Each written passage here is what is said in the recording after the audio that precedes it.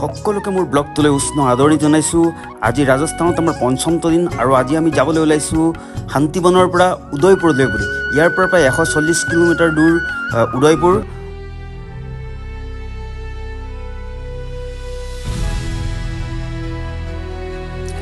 সুন্দৰ প্ৰাকৃতিক পৰিৱেশৰ মাজেৰে আমি শান্তিবনৰ পৰা উদয়পুৰলৈ ফৰলেনযুক্ত পথৰে আমাৰ যাত্ৰা আমি চলাই গ'লোঁ।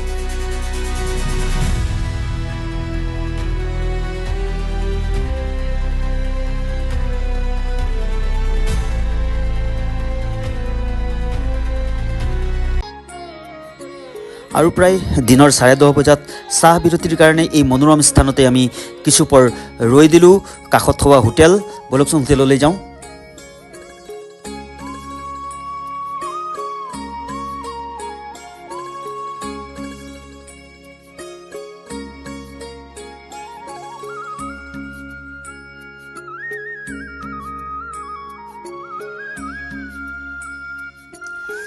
উদয়পুৰ চিটিৰ পৰা কিছু নিলগত আছে মহাৰাণা প্ৰতাপ সংগ্ৰহালয়। আমি টিকেট ক্ৰয় কৰি সংগ্ৰহালয়ৰ ভিতৰলৈ বুলি বাট ল'লোঁ। মহাৰাণা প্ৰতাপ আৰু মোগলৰ মাজত যি যুদ্ধ হৈছিল, যি যুদ্ধৰ কোনো জয় বিজয় নাছিল, সেই যুদ্ধৰ সম্পূৰ্ণ বিৱৰণ এই সংগ্ৰহালয়তেই পোৱা যায়। আৰু এই যুদ্ধখনকে হালদিঘাটী যুদ্ধ, অৰ্থাৎ হালদিঘাটৰ যুদ্ধ বুলি জনা যায়।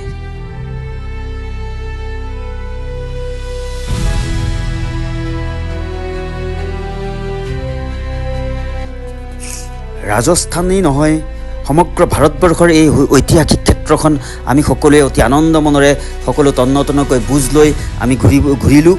আৰু মোৰ লগত সকলো গৈছে, ইজনে সিজনক সুধিছোঁ নজনাবোৰ। খুব ভাল লাগিছে এই স্থানত। এই যে যতনটো দেখিছে, এই যতনটোত গোলাপ ফুলৰ পাহবোৰ উতলোৱা হয়, অৰ্থাৎ বইল কৰা হয়। আৰু তাৰপিছত ইয়াৰ পৰা যি ভাপ সদৃশ পানী, এই ভাপ সদৃশ পানী আন এটা পাত্ৰত যায়। ইয়াৰ তলৰ অংশত জুই দিয়া হয়, খুব উত্তপ্ত কৰা হয় আৰু ইয়াৰ পৰাই উৎপাদন কৰা হয় বিভিন্ন প্ৰজাতিৰ গোলাপ জল। আৰু ইয়াত সজাই থোৱা আছে ৰাজস্থানী সমাজৰ নিভাঁজ ছবিবোৰ।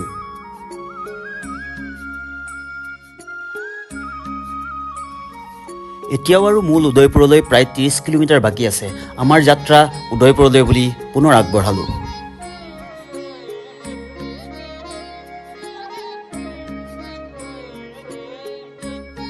এইবাৰ আমি আহি পালোঁ উদয়পুৰ চহৰত থকা লোককলা সংগ্ৰহালয়।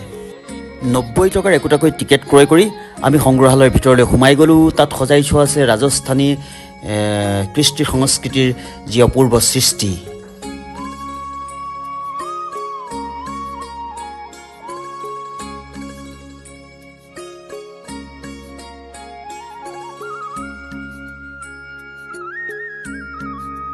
অসমৰ মুখা বা পুতলা শিল্পৰ দৰে ৰাজস্থানৰো ই এক অন্যতম শিল্প। এয়া লুপ্তপ্ৰায় পুতলা নাচ। অতি সুন্দৰভাৱে শিল্পীয়ে প্ৰদৰ্শন কৰিছে কিছু সময়ৰ বাবে পুতলা নাচ।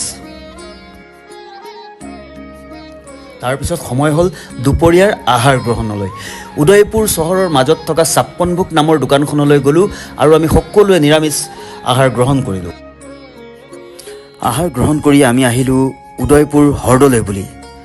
অতি সুন্দৰ মনোৰম দৃশ্য।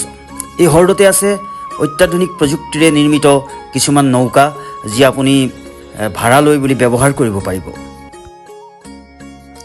নিশ্চয় সকলোৱে জানে ৰাজস্থানৰ এই স্থানক আচলতে গাৰ্ডেন চিটি বুলি কোৱা হয়। কোনোৱে ইয়াক ফিল্ম চিটি বুলিও কয়। অপৰূপ প্ৰাকৃতিক সৌন্দৰ্যৰে ভৰপূৰ এই উদয়পুৰতেই বলিউড জগতৰ বহুবোৰ ছবি ইয়াত নিৰ্মাণ কৰা হয়। এইখন ৰাজস্থান চৰকাৰৰ এখন বস্ত্ৰৰ বিক্ৰী প্ৰতিষ্ঠান। বস্ত্ৰৰ লগতে ইয়াত উন্নত মানদণ্ডৰ মূৰ্তি আৰু ফাৰ্ণিচাৰৰো বিক্ৰীৰ ব্যৱস্থা আছে। বিয়লি প্ৰায় 4:30 বজাত আমি উদয়পুৰৰ পৰা বুলি পুনৰ মাউণ্ট আবুলৈ যাত্ৰা আৰম্ভ কৰিলোঁ। উভতনিৰ সময়ত ৰক ভিলেজ বুলি কোৱা স্থানত আমি আবেলিৰ চাহকাপ খাবলৈ ৰৈ দিলোঁ কিছু পৰ।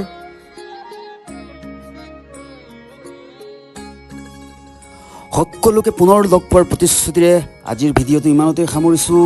নমস্কাৰ, ওম শান্তি।